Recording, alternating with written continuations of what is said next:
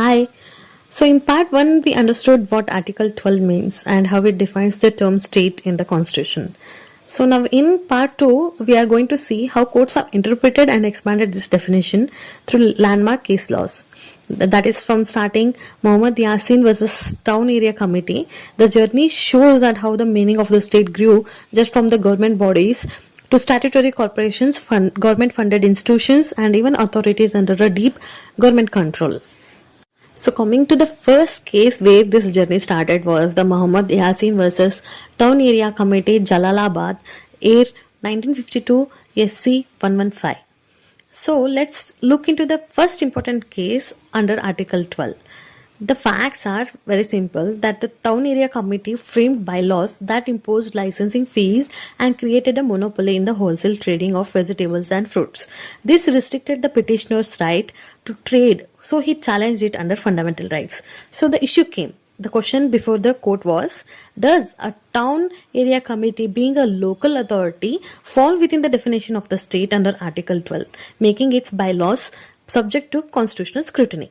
So holding, the Supreme Court struck down the bylaws as unreasonable restraints on the right to trade under Article 19, Clause 1, Subclause G. It held that the actions of the town area committee are subject to Part 3 of the Constitution, that are the fundamental rights. So the principle which this case gave was the local authorities are included in the definition of the state under Article 12. So their action must comply with the fundamental rights. This case established the early acceptance that the Article 12 covers the local bodies. Coming to second case, University of Madras versus Shantabai. The facts are the case considered whether the University of Madras, established and regulated by the statute, could be classified as an other authority under Article 12. Issue, does a statutory university fall within the ambit of state under Article 12 of the Constitution? Holding, the Madras High Court adopted a restrictive approach, declining to treat the university as state. This narrow view influenced early constitutional interpretations.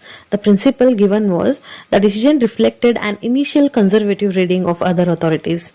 Later, Supreme Court rulings broadened Article 12 to include universities and similar statutory institutions, correcting this early limitation.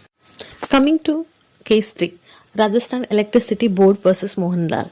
Facts that employees who were transferred to Rajasthan Electricity Board challenged their service conditions. The board was a statutory corporation created under Electricity Supply Act 1948. So does the issue raised was, does the Rajasthan Electricity Board qualified as state under Article 12, making it subject to fundamental rights? So the Supreme Court held that the statutory corporations like the Electricity Board are part of the state. The court emphasized that such bodies are created by law, performing public functions, and therefore must follow constitutional guarantees. So the principle this case marked was the first major expansion of Article 12. It established that government created statutory bodies performing public duties are state, and their actions can be tested against fundamental rights under Part 3 of the Constitution. Coming to case number 4, Sukhdev Singh versus Bhagat Ram Sardar Singh Raghuvanshi. The employees of ONGC, that is Oil and Natural Gas Corporation, and LIC, that is Life Insurance Corporation of India, and IFCI, that is Industrial Finance Corporation of India, and they have challenged the termination and service regulations, claiming violations of their fundamental rights. So they argued that these corporations should be amenable to writ jurisdiction. So the issue raised was, do this ONGC, LIC, and IFCI, all statutory corporations, qualify as state under Article 12, and do their services regulations have the force of law? So the Supreme Court held that these corporations are indeed state, so their services regulations framed under statutory authority are enforceable, and employees can claim protection under Article 14 and 16. The principle was, this case consolidated the position that statutory corporations performing public duties fall within state under Article 12. It strengthened the reach of fundamental rights over public sector entities. Now coming to case 5, Ajay Hasia versus Khalid Mujib Serwadi. So the facts that admission process of the regional Engineering College, Srinagar, set up under a government scheme but run by a society, was challenged on grounds of inequality. The issue raised was, can a society run institution which is substantially financed and controlled by government be considered state under Article 12?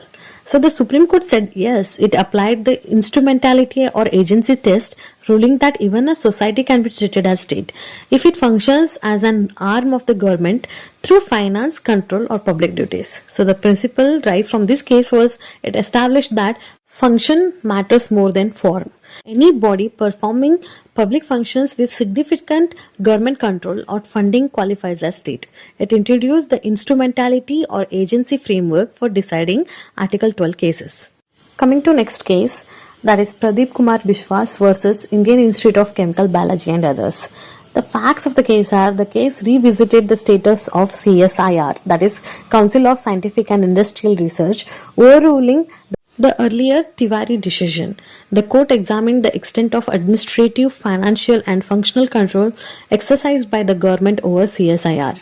Is CSIR a state under Article 12 was the issue. So what test should be applied to decide if the bodies qualify as other states? So the Supreme Court held that CSIR is indeed state. It introduced deep and pervasive control test, emphasizing that dominant government control over policy, finance, and administration brings an institution under Article 12. So the principle raised from this case was, it refined the Ajay Singh Hasina instrumentality and agency approach by providing a more structured multi-factor test. It established that when government control is extensive and decisive, the body must be treated as state under Article 12. Coming to the last case, that is G Telefilms Limited versus Union of India. So this case questioned whether the BCCI, that is the Board of Control for Cricket in India, a private society regulating cricket with huge public influence, could be treated as state under Article 12 for writ petitions under Article 32. The issue was, does BCCI qualify as state under Article 12 given its monopoly and public functions? If not, what remedies are available? So the Supreme Court held that BCCI is not state under Article 12 for the purpose of Article 32 writs. However, it clarified that High Courts can issue writs under Article 226 against bodies like BCCI when they perform public functions. The principle from this case was, the case clarified that not all powerful private bodies are state, yet through the public function doctrine, accountability is preserved by Article 226 oversight, even if Article 12 does not apply. So it means that High Courts can still check its actions under Article 226 because it performs public functions. So coming to the concluding part with all these case laws under Article 12 that started with a narrow meaning but gradually expanded. Today it ensures fundamental rights apply not only against government departments but also statutory bodies and institutions under deep state control, while even private bodies performing public functions remain accountable through writs under Article 226. Thank you, and follow Dharmvidya for more such knowledgeable videos. Thank you.